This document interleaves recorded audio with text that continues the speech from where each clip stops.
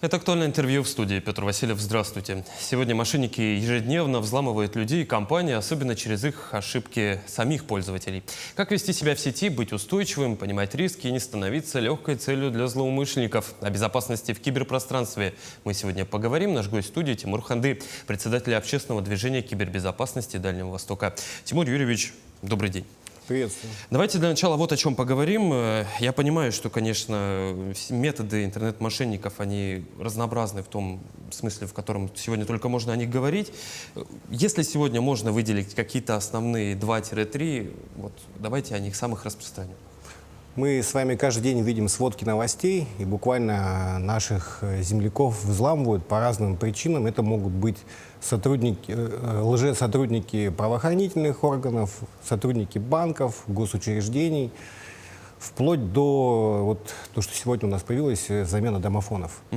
Используются методы социальной инженерии для того, чтобы надавить максимально на человека, чтобы он в это поверил, его ведут, и в итоге люди остаются без денег, без данных, и вся эта компрометация. Социальная инженерия на самом деле сейчас используется предметом номер один. Почему? Потому что мы с вами есть в интернете, в социальных сетях, и это все инструмент для того, чтобы создать максимальный эффект реалистичности ситуации. Допустим, вы заказали на СДЭК какой-то товар, информация просочилась, и вам уже звонят лжесотрудники СДЭКа. Вы сами ждете эту посылку, сами понимаете, что она должна прийти. Именно в этот момент злоумышленники начинают через имитацию, симуляцию сотрудников СДЭКа с вами работать. Здесь ни в коем случае нельзя давать никакие данные, нельзя передавать карточки, номера, двухфакторной аутентификации.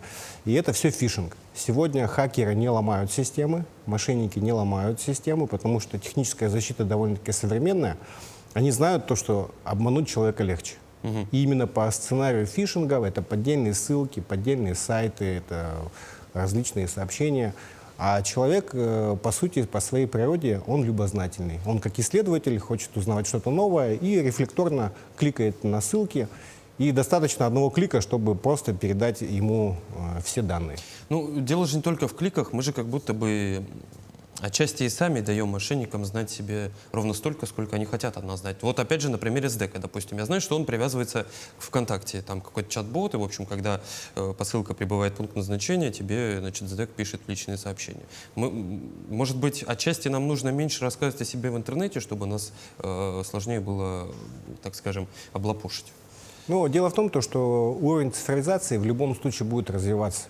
Если мы говорили раньше о выборе, стоит ли защищаться или не стоит, то сегодня осведомленность по таким киберугрозам становится необходимым. Поэтому мы разработали и приложение, и ведем постоянную такую политическую повестку для того, чтобы люди понимали. Людям нужно обучать свои навыки, и сегодня это уже не выбор, это необходимость. Давайте тогда про предложение проговорим. Называется оно «Киберзащитник». Более того, оно не только недавно разработано, но еще и отмечено экспертами премии «Лидеры искусственного интеллекта». Давайте о нем, как оно помогает защищаться от мошенников, на кого в первую очередь направлено. Приложение абсолютно для всех категорий населения, начиная от детей, которые используют те же донаты в играх, в тот же Roblox, где много идет кибермошенничества, то есть дети покупают валюту и остаются без денег и без валюты. И это также для наших пенсионеров, слабозащищенных, кто уязвим именно по цифровым угрозам. Приложение было разработано компанией Avotec, это местная компания, разработчик. Приложение сделано так, чтобы дать определенные навыки безопасного поведения в сети, чтобы любой наш гражданин России мог понимать, что такое фишинг, как правильно сделать пароли, как повести себя в определенной ситуации. Сегодня мошенники используют в том числе искусственный интеллект, и это дает возможность им легкого обхода буквально всех навыков. Поэтому каждый день нужно обучаться и становиться лучше, чем вчера. Вот буквально каждый день мошенники придумывают новые схемы. И вот мы в новостях читаем, постоянно кого-то взламывают, постоянно кто-то взял кредит, кого-то взломали.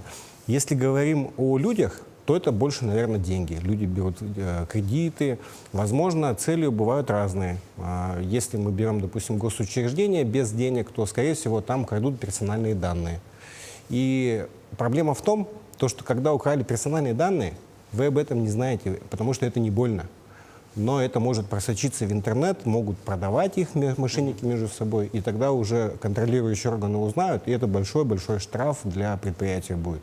Поэтому здесь очень много целей у злоумышленников. 91% успешных кибератак начинаются с человека.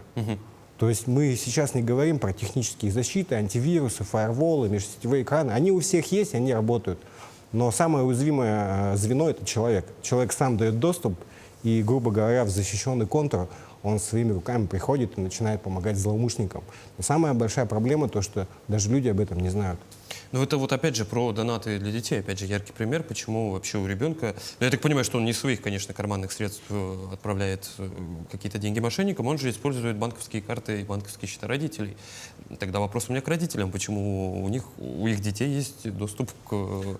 Просто родители не всегда знают, что у ребенка есть такая возможность привязать карту к какому-то счету.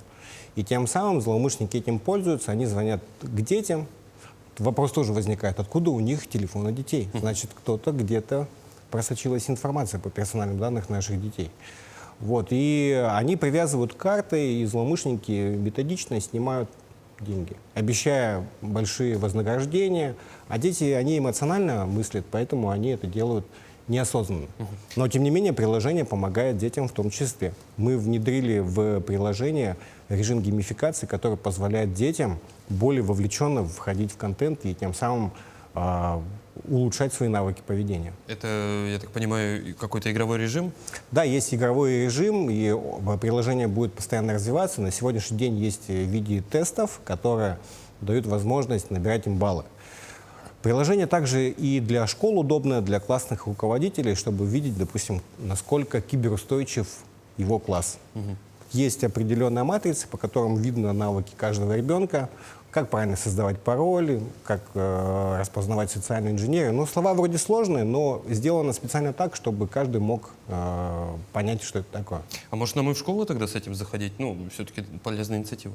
Сегодня при поддержке правительства в лице Министерства образования мы проводим прямо сейчас пилотные проекты в 5 школах нашей республики, и мы видим, что детям это интересно, это первое.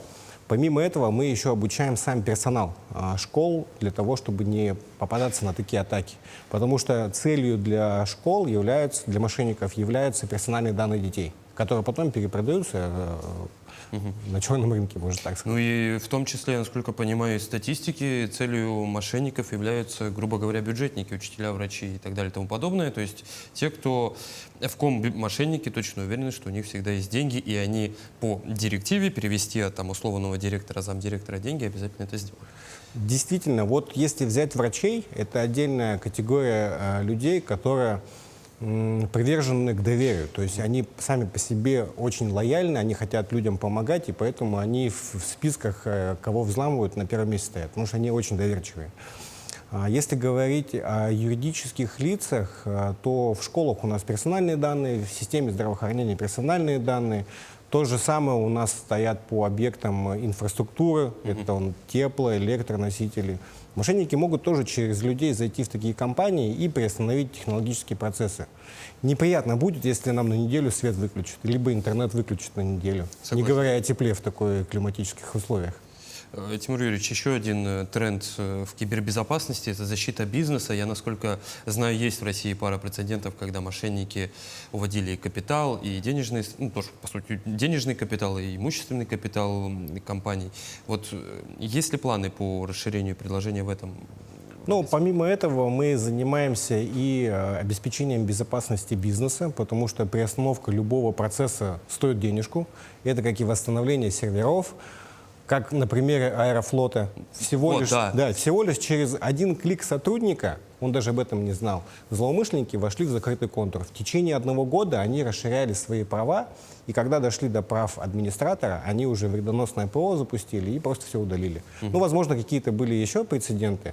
Компания WinLab, и так можно продолжать. Целью злоумышленников, конечно, являются деньги. Они заходят и ломают просто систему. Может быть, это вражеское государство действует, возможно, это просто какие-то коммерческие, может быть, конкуренты, неизвестно. Слушайте, как говорится же, лучший пример борьбы — это личный пример. Вы когда-нибудь сталкивались с мошенниками? Вас пытались? Вообще сталкивался каждый человек. Вот каждому, кто смотрит сейчас, ему звонили, и он прям на 100% знает, что его не взломают. Взламывали всегда и всех. Возможно, вы об этом даже просто не знаете. Меня постоянно пытаются взломать, но так как мы сейчас профессионально этим занимаемся, сейчас нас не взламывают. Но я за свою историю помню, как переводил деньги только потому, что хотел помочь своему другу. У него ребенок участвовал в каком-то конкурсе, и я, грубо говоря, задонатил 100 рублей. Это вот из серии «Поддержи». Там, Да, или что-то, это из серии «Поддержи». Это социальное, делают акцент через детей, что есть конкурс, надо занять первое место и так далее. Тимур Юрьевич, какие сегодня шаги нам нужно предпринимать и частным лицам, и бизнесу, чтобы максимально себя защитить от злоумышленников? Есть ли какая-то универсальная таблетка? Ну, во-первых, я бы советовал так. Так как это все развивается ежедневно, прямо по экспоненте, то не нужно думать, что вы все знаете. Поэтому нужно довериться профессионалам и осведомлять себя каждый день, что-то новое изучать. Вот наше приложение помогает как бы это делать ежедневной, повседневной жизнью. Как и для обычных людей, так и для сотрудников. То есть постепенно нужно себя увеличивать новыми навыками. Никогда не передавайте никому пароли, не вводите карты. Желательно быть мнимым на все источники. Государственные структуры никогда сами не позвонят и не попросят пароли. От госуслуг никто пароль не просит. Поэтому, если вы сталкиваетесь с этим, то здесь нужно включить режим критического мышления. То есть на секунду остановиться и не спешить. Мошенники пользуются основными нашими слабостями. Это страх, это срочность, это угроза увольнения, там что-то еще, там осталось 5 минут. Вот здесь нужно чуть-чуть приостановиться, подумать еще раз, перепроверить, попросить друга, который в этом больше разбирается, но ни в коем случае сразу не переходить по ссылке, потому что либо вредоносное ПО может зайти, либо вы, либо вы просто на ссылке не увидите замену буквы. Мы же бегло читаем, очень быстро читаем, и мы не видим, что тут дефис не должен стоять, здесь буква должна быть другая. И вот заходим, вводим свои пароли, как будто бы обновление там, пароля, либо политики конфиденциальности. Когда вводим пароли, злоумышленники сразу их ловят. Если двухфакторная аутентификация стоит, вы сами же этот пароль двухфакторки вводите, и злоумышленники видят, и они уже в доступе в вашем закрытом контуре. Это все очень печально, и мы видим то, что количество киберпреступлений с каждым годом растет. И сейчас в мире это вторая угроза среди всех глобальных угроз. Ну что ж, будем надеяться, что он останется второе, а в ближайшее время еще и вообще уйдет на последний план. Тимур Юрьевич, суммируя, значит, всегда держим голову в холоде и скачиваем приложение «Киберзащитник», чтобы никто нас и наших бабушек, дедушек и детей не смог обмануть. Совершенно верно. Благодарю вас за интересную беседу. Спасибо, что нашли время и ответили на наши вопросы. Это было актуальное интервью. До встречи.